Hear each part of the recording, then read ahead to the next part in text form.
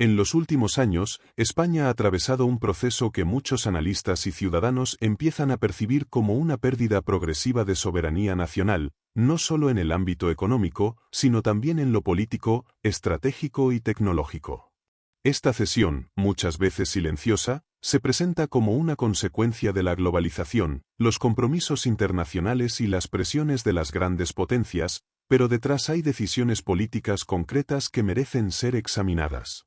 Empecemos por el plano económico. La privatización y venta de empresas estratégicas españolas a capital extranjero ha sido constante desde los años 90, pero en los últimos tiempos ha alcanzado niveles preocupantes. Multinacionales de China, Qatar, Francia o Alemania controlan ya sectores clave como la energía, las infraestructuras, la banca o la alimentación. Iberdrola tiene una gran participación extranjera. Naturgy fue objeto de un intento de compra por parte del fondo australiano IFM, y empresas como Cepsa o CLH están ya en manos de capital foráneo. La lista es larga. La consecuencia de esto es que decisiones vitales para la economía española ya no se toman en Madrid, sino en consejos de administración que responden a intereses foráneos. En el terreno industrial, la deslocalización ha vaciado regiones enteras. Las multinacionales, tras recibir subvenciones y ventajas fiscales, han cerrado fábricas dejando a miles de trabajadores en la calle. España importa cada vez más y produce cada vez menos, lo que hace su economía más vulnerable y dependiente del exterior. Si nos vamos al plano político, la influencia externa también se ha hecho sentir. La dependencia de Bruselas para el reparto de fondos, la presión para cumplir con reglas fiscales diseñadas sin tener en cuenta la realidad española o las imposiciones de organismos internacionales han recortado el margen de maniobra del gobierno.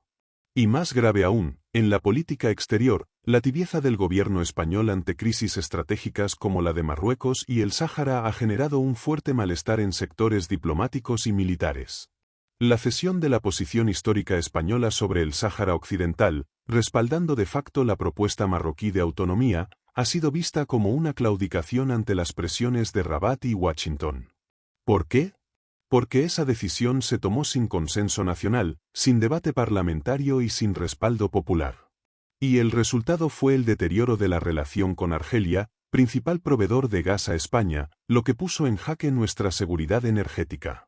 La respuesta argelina fue contundente: reducción del suministro y ruptura de parte de los acuerdos comerciales. En otras palabras, España quedó atrapada entre dos potencias regionales, Marruecos y Argelia, sin capacidad real de influir, y dependiendo del gas que entra por los puertos y gasoductos. ¿Soberanía? Cada vez menos. En materia de defensa, la situación tampoco es alentadora. Aunque España forma parte de la OTAN, la capacidad de decisión en temas estratégicos es muy limitada. El gasto militar se ha incrementado para alinearse con las exigencias de la alianza, pero las grandes decisiones se toman en Washington, Bruselas o Berlín. La reciente polémica sobre la presencia de tropas norteamericanas en bases como Rota o Morón, y la posibilidad de convertirlas en plataformas para operaciones en África o el Mediterráneo, se ha gestionado con escasa transparencia. La opinión pública española apenas es informada de estos movimientos, lo que contribuye a la sensación de que la política exterior y de defensa ya no responde a un interés nacional, sino a estrategias impuestas desde fuera. Y no es solo un problema con Estados Unidos. La presión de Francia sobre temas como la interconexión energética, el control del espacio aéreo o la política migratoria también han mostrado cómo otros países marcan la agenda española en asuntos clave. En el ámbito tecnológico, la dependencia es igualmente alarmante. España carece de una estrategia robusta de digitalización soberana. Las grandes infraestructuras de datos, redes móviles, inteligencia artificial y almacenamiento están en manos de multinacionales tecnológicas que imponen sus condiciones. La inversión en I+D es baja y está fragmentada, lo que limita la capacidad del país para desarrollar tecnología propia. La reciente entrada de Huawei o Amazon Web Services en proyectos estratégicos ha generado preocupación por la falta de control real sobre las infraestructuras digitales del país. La digitalización, que debería ser una oportunidad para reforzar la soberanía, se está convirtiendo en otro foco de dependencia. A todo esto se suma un sistema político que parece más centrado en la gestión del poder que en la defensa de la soberanía nacional. Las tensiones internas entre socios de gobierno, los pactos con partidos regionalistas o los escándalos de corrupción, como el caso Koldo, Ábalos, Tito Berni, los contratos de emergencia o las investigaciones sobre la esposa y el hermano del presidente, han debilitado la credibilidad del Ejecutivo y han desviado el foco de las cuestiones estructurales. Mientras otros países refuerzan sus instituciones y defienden sus intereses en el nuevo orden global, España parece resignarse a un papel secundario, ejecutando decisiones tomadas fuera de sus fronteras. Incluso en el plano cultural, donde la identidad y el idioma deberían ser pilares de la soberanía simbólica, la fragmentación y la falta de un relato común han debilitado la cohesión nacional.